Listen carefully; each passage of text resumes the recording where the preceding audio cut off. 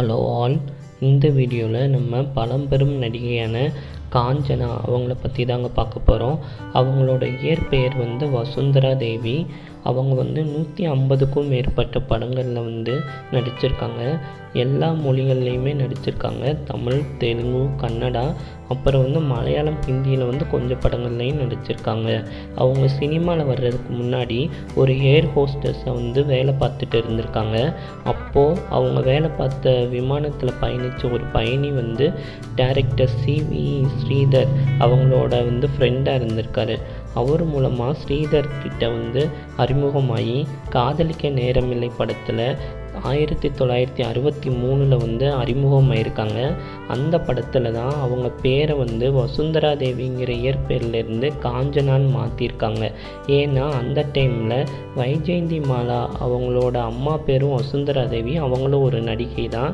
அந்த கன்ஃபியூஷன் ஆகக்கூடாதுன்றதுக்காக அவங்க நேமை மாற்றிருக்காங்க. அவங்க 1964 1977 வரையா லீடு ஹீரோயினாக எல்லா மொழி படங்கள்லையும் நடிச்சிருக்காங்க. அவங்க நடித்த குறிப்பிட்ட படங்கள் பார்த்தோன்னா காதலிக்க நேரமில்லை, பறக்கும் பாவை, கொடிமலர், அதே கண்கள், பாமா விஜயம், துலாபாரம். இதே மாதிரி அவங்க சிவாஜி கணேசன் அவர்கள் கூட சிவந்தமன், விளையாட்டு பிள்ளை, அவன் ஒரு சரித்திரம், இந்த படங்களெல்லாம் நடிச்சிருக்காங்க. எம்ஜிஆர் அவர்கள் கூட நான் ஏன் பிறந்தேன் மற்றும் பறக்கும் பாவை படங்களில் நடிச்சிருக்காங்க. தெலுங்குலையும் அவங்க ரொம்பவே ஃபேமஸாக இருந்திருக்காங்க. தெலுங்கில் அவங்க படித்த மெயின் படங்கள் பார்த்தோன்னா பவித்ர பந்தம், மஞ்சிவாடு, வீராபிமன்யு, அப்புறம் லெஜெண்டரி டைரக்டரான கே. விஸ்வநாத் அவர்கள் டைரக்ஷனில் ஆத்ம கௌரவம் படத்துலையும் நடிச்சிருப்பாங்க.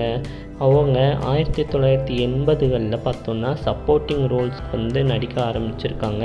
தமிழில் ஜானி, மௌன ரகம் போன்ற படங்களில் நடிச்சிருப்பாங்க.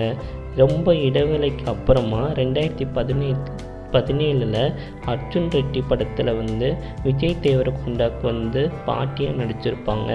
அவங்க அப்பாவே அவங்களோட கையெழுத்தை ஃபோர்ஜரி பண்ணி அவங்கள்ட்ட இருந்த சொத்து எல்லாம் அபகரிச்சிருக்காங்க.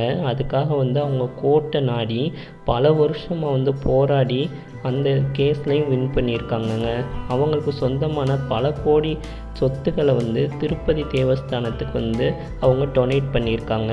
அவங்க இப்போ வரையாவே மேரேஜ் பண்ணாமல் சிங்கிளாகவே இருக்காங்கங்க. அவங்க எப்போவுமே இதே உடல் நலத்தோடையும் நல்ல மன ஆரோக்கியமாகவும் இருக்கணும்னு நம்ம எல்லோரும் வேண்டிக்கலாம். Thank you all, keep supporting, please subscribe.